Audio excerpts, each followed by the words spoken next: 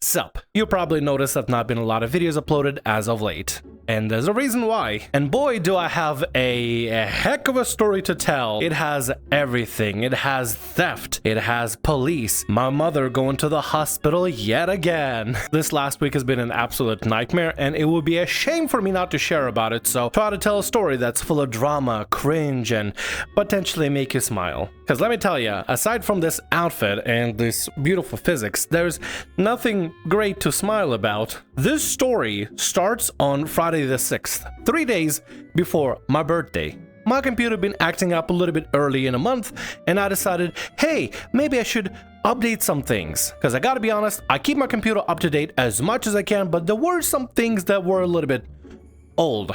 One of those things was my motherboard's firmware, the thing that holds your components and stuff, the motherboard. Yeah, that has an update on its own that you need to keep up with every now and then. It depends on who you ask. Some people say it's crucially important, some people say it's not important, but for whatever reason, I decided I needed to update it. So I got up on Friday, did some work, and then decided, okay, time to update, and I did. And then the computer wouldn't start. It had the logo come up, and it seemed like it was gonna work and boot up properly, but then it just wasn't loading into Windows, and it didn't do anything at all. I even contacted somebody from support from where I got the computer from, and they offered me some solutions here and there, but nothing worked. Even tried reinstalling Windows all over, that still nothing worked. It kept freezing up for whatever reason, and I thought, well, I thought that I broke my motherboard, and it's not cheap. It's fairly expensive. I mean, a lot of my components are fairly expensive. It's the kind of stuff I put together so I can work easier and work better and just make it more efficient for myself to be able to work. Outside of being an entertainment system for all the lewds and avatars and stuff, I need the computer in order to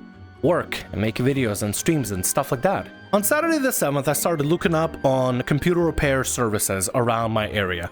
And there was one that I found that I got recommended by a family member, and it said on the advertisement they come to you to repair your stuff there. I was in desperation to get this thing working because I had plans on the 9th on my birthday and plans for the entire week, so I decided I'm gonna give him a call. The guy was very old school. I think he was a war vet, very difficult to talk to, man. Like, he was a really interesting guy to talk to. Blabbered on a lot about like how the Russian war is happening and how Putin is basically modern day Hitler and he's battling the modern day banks. I have no idea what he said, but he talked a lot. Anyway, he came over, did some very basic things, reset the CMOS battery, if you know the technical term of this stuff. Basically, there's like a little battery on your motherboard. He just took it out and then put it back in.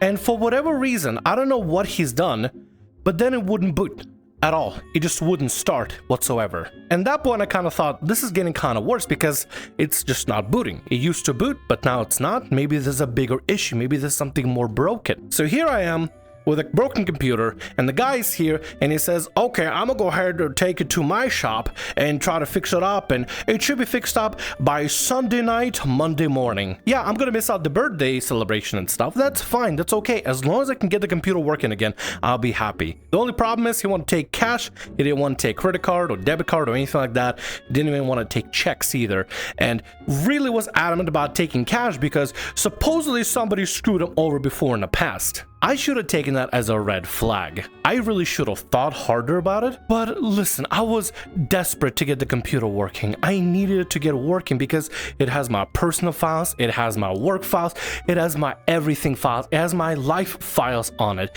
And I needed it to be able to function. And in that panic, in that desperation, I agreed to let him take my PC and work on it over the weekend. Sunday passes by.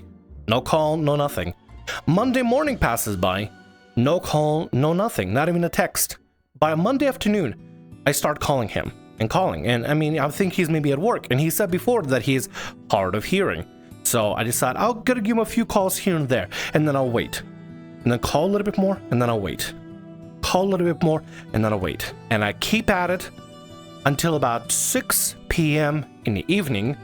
And I still hear nothing from him. No calls, no texts, no voicemail, nothing comes through with this guy. He just completely and fully ghosts me. And at that point, I start to get not worried, but I start to get mad because here's this guy that said he was supposed to have my stuff repaired by Monday morning. not updating me about anything, not telling me what's going on, not telling me where my computer's at, not telling if it's in working condition or not even telling me if he even got to work in it at all. And I'm getting a little bit frustrated. And at that point, I just start calling him constantly back to back to back, because at some point he's gonna answer me. He's gonna have to answer me. And that keeps going until later in the evening, until I said, you know what? Enough is enough. I'm gonna get the police involved, just in case there's any sort of solutions or any sort of options that can be offered. Maybe they can give him a call, figure out where he is at. Maybe he'll answer to them. Maybe he's just ghosting me. He's not gonna answer to me at all. I get on the phone with the first lady. She's like a dispatch lady or something. And she proceeds to, guess what? Starts gaslighting me that I'm the one that's at fault because apparently I sold my computer because the guy gave me an invoice, and therefore it means it's sold to him and it's his property now. And I'm thinking to myself, what? I mean, yeah, he did give me an invoice, but it was an invoice for the computer repair. On the list for the invoice, it says about computer repair and what it's for and what I paid the money for, not for selling the computer. And this lady, without listening to me in the slightest at all, is just sitting there on the phone gaslighting me that it's my fault that I sold the computer to him when I didn't. And no matter how many times I keep telling her that no, I gave it so it could be repaired, she was convinced that I sold it and that she's just gaslighting me there. So I'm like, can I talk to somebody else? Is there anybody else I can speak to at that point? Finally get redirected to a patrol officer, and then he listens me out, hears me out. Guess what he does? Gives the guy a call. I don't know what that lady was on about, but for some reason she just really wanted to gaslight me today. I don't know what her problem was, but she was really adamant to try to gaslight me. I didn't remember her name. I just remember her tone of voice. It was so patronizing and just vile. The patrolman talks to me and tells me that, okay, well, at the moment right now, he's not answering me either. Let's wait until tomorrow, figure this out. Here's the number to call. Here's whatever. He'll give me all the information to call back and say about the information. Cool. Tuesday comes and I get a text message from the guy. The guy actually answered, and he said to me in text message he was in the hospital all Monday morning for food poisoning. And I think to myself, all right, well, I mean, I guess that kind of explains it. When I sent him a text message saying, you know, I hope you feel better and stuff, and when can I expect the computer to be finished, how long it would take, just so I know when I can pick it back up, when it's going to be fixed. He then sends me a text message changing the entire story, that apparently he was working all day Monday, and that he was coughing his way and working through, and that's why he couldn't answer the phone. Not because he was in a hospital, but because he was working all day. And I'm thinking to myself, like, okay, hold on, you changed your story entirely now. All I need to know is, when is it going to be done? When can I get my computer back? And then guess what? He ghosts me again for the entirety of the day Tuesday after sending me a few text messages in the morning. Ghosts me entirely. So I send him a few more, call him a few more, leave me a few voicemails, tell him that I need this computer back. I don't care for the story. I just need to know, when is it going to be done? When can I pick it back up? And he ghosts me again. So I call the police again. I get a different lady that is also like the first lady, starts gaslighting me that apparently I'm involved somehow. And I keep telling her, lady, I've told you he's giving me two separate stories. I have the text messages. I can tell you exactly what's going on. Send somebody over here so I can show you all the evidence that it is indeed my computer and he's giving me two separate stories, because this is getting ridiculous. What's going on? What can I do at that point? He's giving me two separate stories. One, that he's been in a hospital all day and that he is sick from food poisoning, and then another that he's been working all day and working on PCs the whole time, working for other clients, and couldn't answer the phone. Now, which one is it? I don't know, but I need something to be done about it. Somebody to call in, check in, do whatever, because I can't do anything. The guy's ghosting me entirely. Something I forgot to mention, he made a lot of compliments about my rig, about my PC when he came over. He said things like, man, that's a really nice rig. Wow, you got a really serious rig. Man, that's really nice. He made a lot of comments. Like, I don't mind people complimenting my setup and stuff. That's fine. That's not a problem. But it is a little bit weird how he mentioned it several times. Man, that's a really nice rig. Was that 3080? Damn, that's nice. How expensive is that? Damn, that's nice.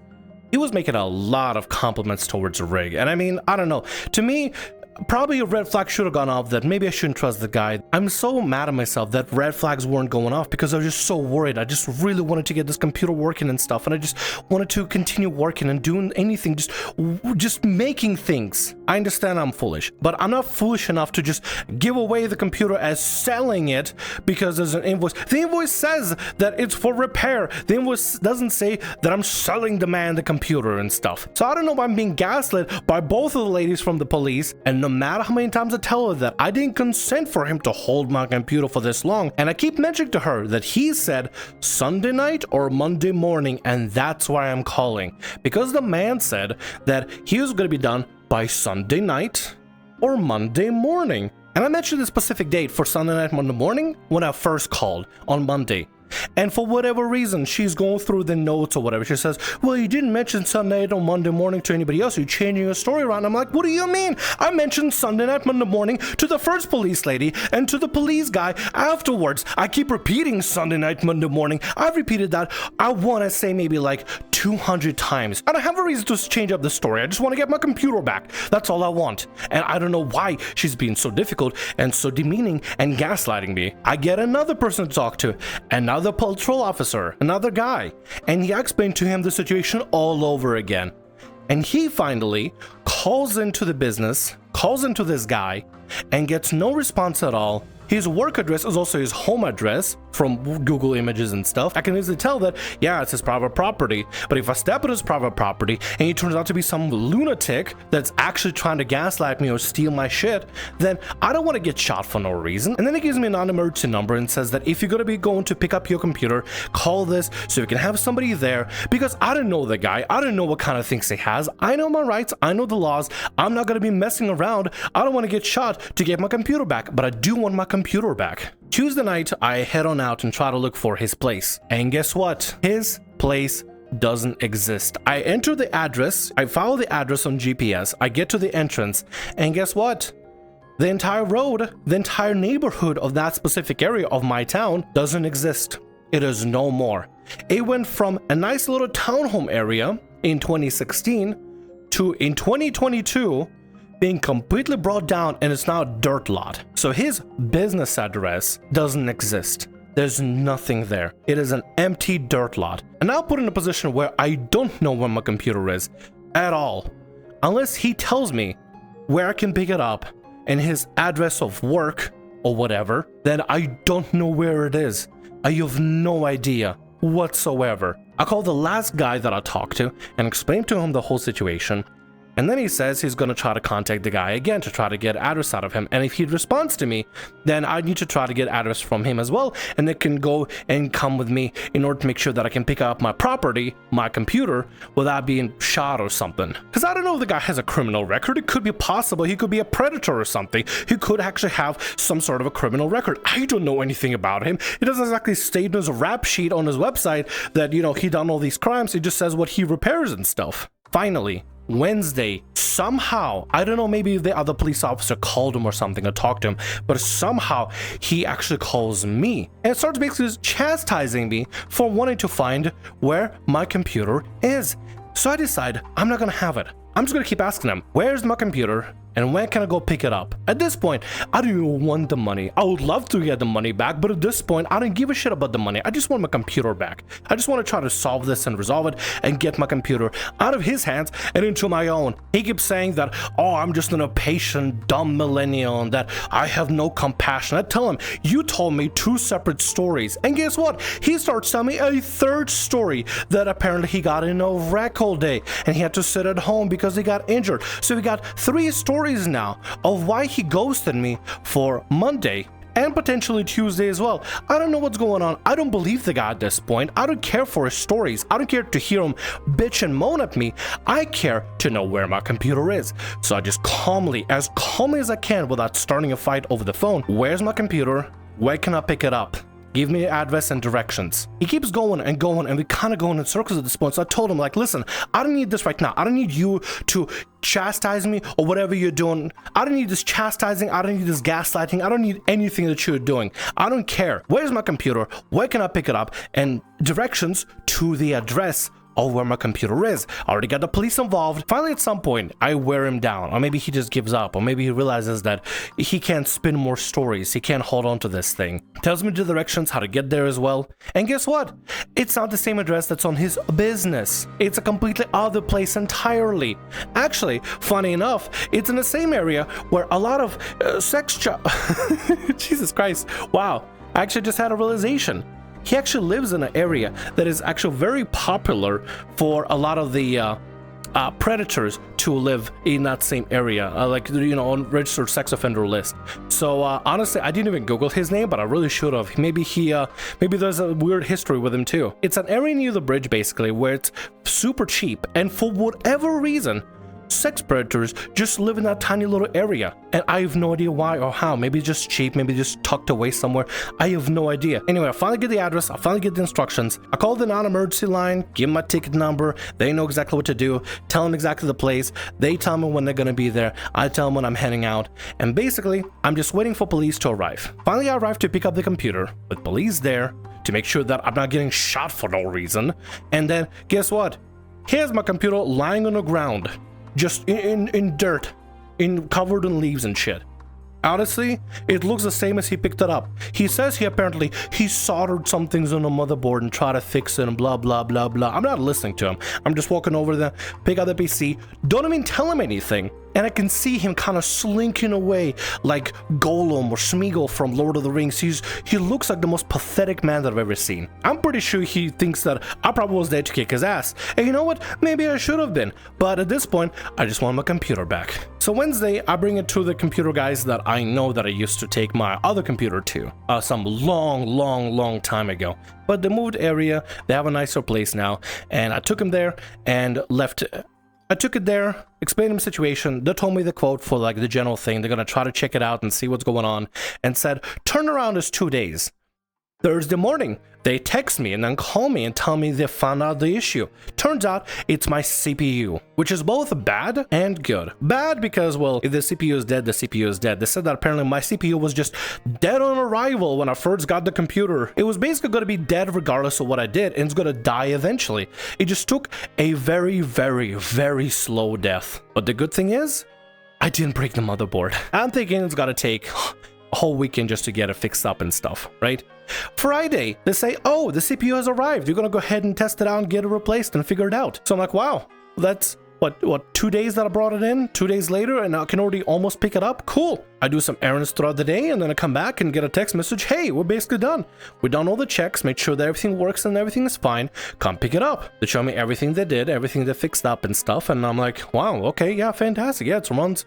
It runs. That's what matters. That's what matters the most. So I go to put it away in my car, and guess what? My car starts acting up and doesn't want to start up. Context. Some months back, I talked about before when my mom had a whole hospital arc. Basically, my car decided not to start up for whatever reason, and I thought I had the issue fixed. Nothing I did. Jumping it, nothing. It just wouldn't start. It just was dead. Battery wasn't dead. It just wouldn't ignite. And I still don't know what's going on. So at that point, I'm thinking to myself, oh no. This is the worst thing that could happen right now. The worst. But it's okay. Whatever. I'm gonna just have to deal with it. Let's just call Uber and just take the computer back. Uber driver comes in. I take it back. I'll plug everything in. It didn't want to boot. When I arrived, I plugged everything in back home. The amount of misery and desperation that I experienced in that moment, with my car stuck in a parking lot somewhere and my computer back at home not working, the only way I can explain how I felt is in sound. I've been fiddling with it, toiling with it, and at 4 in the morning, somehow, for whatever reason, I did something and it turned on. Maybe I had to do something. Maybe the graphics card wasn't seated correctly. Whatever. I don't know what happened, but I went through everything, every single thing, tried everything. I have no idea what I've done. So computer's back. Yay. All I got to deal with it is now the car. Saturday morning, I'm calling the tow truck because I need to tow the car back home or something. Just get it out of the store's parking lot so I can get it back home. The tow truck guy comes in, takes my key fob, right? Looks at it, goes up to the car, opens the car, puts it in the engine, starts it. For whatever stupid reason, my car decided to start on a Saturday and not yesterday when I needed it. I don't know what is going on. I don't know what is happening, but I'm so relieved. At this point, I'm just taking it back home and I'm just sighing the breath of the relief, and I'm just so tired on Saturday. So I do nothing on Saturday. I just rest. I wake up Sunday morning at 7 a.m. My mother, Mama Tham, has to be rushed to the hospital yet again. At that point, the only thing I can do is make sure that my mother gets to the hospital properly, make sure she has EMS, that I'm there for her. And I'm spending all morning up to the afternoon just there, and it's booked. She can't even get a room for herself, and she's in pain, and I'm thinking it's, oh God, it's probably the kidneys again or something. She had kidney infection before, so I'm thinking like, maybe it's this, maybe it's something that. Hopefully it's just not worse. Please don't be worse. Please don't be worse. And the whole time I'm reflecting on this entire week and how exhausting this whole thing is. But I'm trying to hang in there. I'm trying to hang in there as best as I can. Because, I mean, if I just break down, then who's going to be there for my mother? Nobody. My brother, he doesn't care. He doesn't speak to her whatsoever. I'm the only person she has here that can be there for her. So I'm trying to keep myself from breaking down and just completely checking out from the world and from reality. And I'm just trying to hang in there as best as I can to make sure that she's all right. She's going to be in good position. She's going to be taken care of, that she has everything that she needs. This whole big drama really started ramping up on a Monday. And Monday was the 9th, which was my birthday. I had to deal with my computer being broken, potentially stolen, ghosted about my computer's whereabouts, had to get the police involved. The computer got repaired again, but then I had to deal with the car breaking down and stuff, and then eventually the computer was broken, then fixed again, and then my mother had to go to the hospital. It was an entire week of hell, and I felt really tired, really exhausted, and there was also some other things, personal things going on that I really didn't need to deal with, but, you know, life is life, drama is drama, people are people. And there's nothing I could do about that. I just had to endure all of that. There are good news though. Mom's out of hospital and the computer works. And the car is not stuck in some random parking lot. It's back in my, driveway. So that's my story. That's what I've been dealing with. And with that, I think we should just get back to normal. Lewds, fun, videos, streams, all that stuff. And avatars. I've been wanting to make Halloween avatars, but I've been so busy with everything going on in life and just not being able to make any. Thank you for watching the video, and hopefully next time you'll see something fun and lewd and wholesome, and not something where I'm talking about how I went through hell again.